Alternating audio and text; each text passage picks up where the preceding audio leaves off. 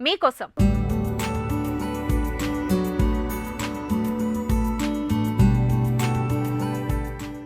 వయసులో ఆరోగ్యంగా ఉన్నప్పుడు మనలో చాలా మంది వ్యాయామం గురించి పెద్దగా పట్టించుకోరు.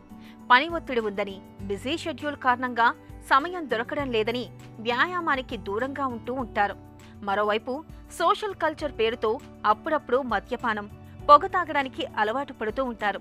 నిజానికి ఈ రెండు రకాల ధోరణులు భవిష్యత్ ఆరోగ్యానికి ఏమంత మంచిది కాదని హెచ్చరిస్తున్నారు అమెరికాలోని శాన్ ఫ్రాన్సిస్కో యూనివర్సిటీ ఆఫ్ కాలిఫోర్నియాకు చెందిన శాస్త్రవేత్తల అధ్యయనం.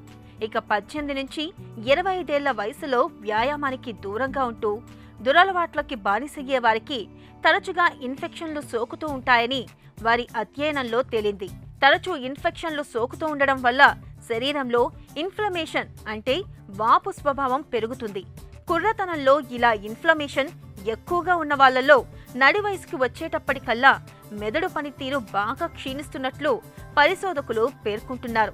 అంటే 60 ఏళ్ల తర్వాత వచ్చే అవకాశం ఉన్న డిమెన్షియా లక్షణాలు వీళ్లలో 40 ఏళ్లకే మొదలవుతాయన్నమాట. అధ్యయనంలో భాగంగా 18 నుంచి 30 ఏళ్ల మధ్య వయసు ఉన్న సుమారు 2500 మందిని ఎంపిక చేసుకుని 18 ఏళ్ల పాటు వాళ్ళని పరిశోధించాక ఈ విషయం తెలుసుకున్నామని పరిశోధకులు చెబుతున్నారు. వ్యాయామానికి దూరమై దురలవాట్లకు దగ్గరైన వాళ్లలో శరీరంలోని ఇన్ఫ్లమేషన్ ని సూచించే సి రియాక్టివ్ ప్రోటీన్ అంటే సిఆర్పి ఎక్కువగా ఉండడాన్ని పరిశోధకులు గమనించారు. రకరకాల పరీక్షలతో వాళ్ల మెదడు పనితీరును పరిశీలించినప్పుడు క్రమశిక్షణతో కూడిన జీవనశైలి ఉన్నవాళ్ల కంటే వీళ్లు చాలా తక్కువ మార్కులే సాధించారు. డిమెన్షియా వంటి సమస్యలు వయసుతో పాటు వచ్చే అనారోగ్యాల వల్లే కాదు, దానికి బీజం కుర్రతనంలో పడుతుందనడానికి ఇదే సాక్ష్యమని అంటున్నారు శాస్త్రవేత్తలు.